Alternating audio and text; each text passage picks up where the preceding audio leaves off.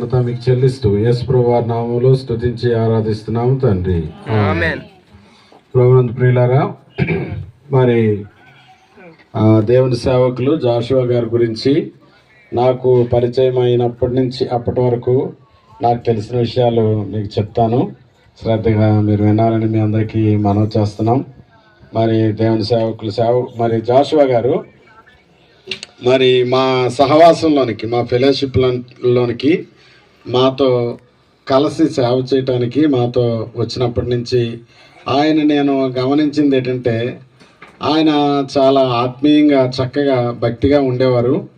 ఆ తర్వాత ప్రార్థనాపరుడు, ఆయన దేవుని సేవకుడు, ప్రార్థనాపరుడు.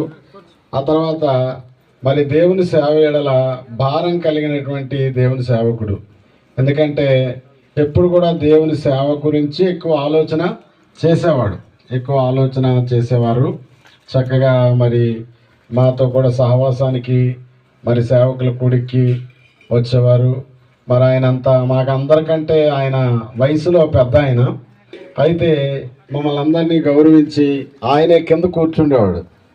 మరి నేను ఇలాగా మీ అందరికంటే పెద్దోడిని, నాకు కుర్చీ కావాలి, లేకపోతే నేను ఏదైనా మిమ్మల్ని నడిపించాలి అనే మాట చెప్పేవారు కదా. ఆయన మా అందరికంటే పెద్ద వయసు అయినప్పటికీ కూడా తను తగ్గించుకునే స్వభావం ఆయన కలిగి జీవించేవారు.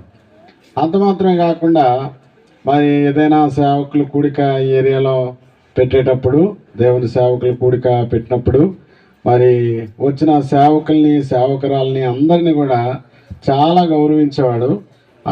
తొందరగా మీ అందరూ రావాలి, 9 గంటలకే వచ్చేయాలి అని చెప్పి అందరికీ టిఫిన్లు ఏర్పాటు చేసేవారు. అందరూ టిఫిన్లు కూడా చేసేటట్లుగా అన్ని ఏర్పాట్లు చేసేవారు.